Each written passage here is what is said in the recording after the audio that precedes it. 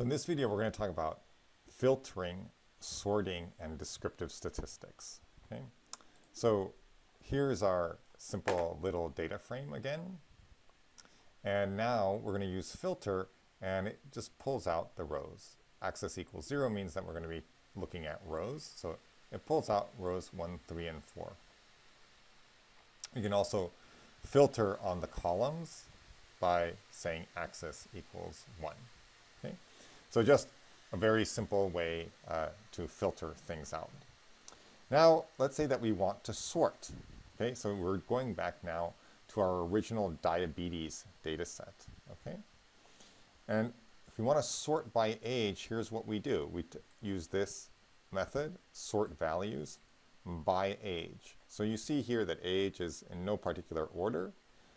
Now we run this, and we'll have age. We have all the young people here at the beginning at the age of 21, and then it's sorting it in ascending order. Now if we want to do it in descending order, we set ascending equals to false. Okay, and so we have the oldest person, 81, 72, 70, 69, 69. If we want to sort by two keys, we put both of them in. Okay, so if we run them here, you see we have age, so 21, 21, 21. When it's tied, then it goes to blood pressure, right? 0 to 450. So when we looked at it originally, 21, you see that blood pressure was in no particular order.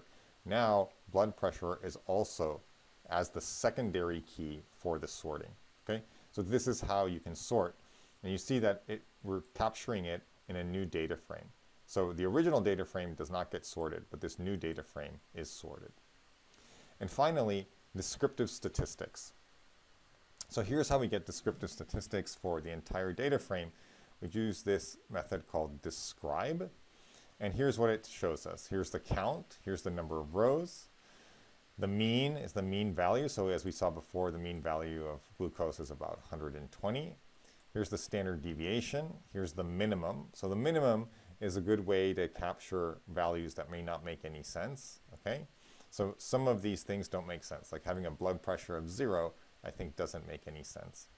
And then here we have the quartiles, the 25%, the 50%, and the 75%. Okay, so the 50% is also called the median, and then the maximum value. So the maximum value is also a good way to check for outliers, right? So if we had, for example, an age of 500, we would know that that was nonsensical. And then if we want to get column statistics just for a single thing, okay, then we just pull it out and run describe on it. Okay, and so this should not surprise anyone. We've seen this many times before.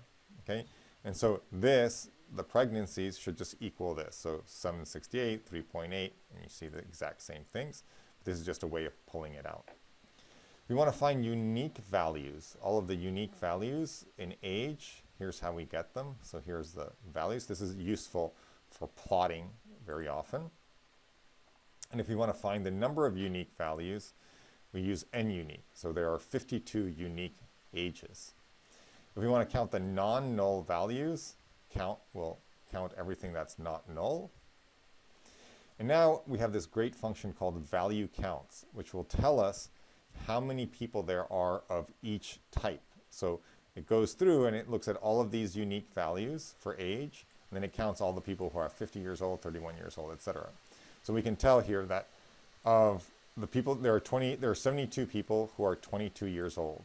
There are 29 people who are 29 years old. What a coincidence, 29 people that are 29 years old. And so it tells us something about the distribution. And so down here we have just one person who's 81 years old. Okay, and here we're going to use a bar chart to plot. So again, looking at some data and then creating a visualization. So this visualization is very simple. We just use one line of code, but what it tells us is that people who are 22 years old, there are about 70 something in the data set. So let's make sure that that's true. So there's 72 in the data set. And you can use all the tools that you've done before to make this look better. For example, to reduce the font size. Okay, so that's it for data frames.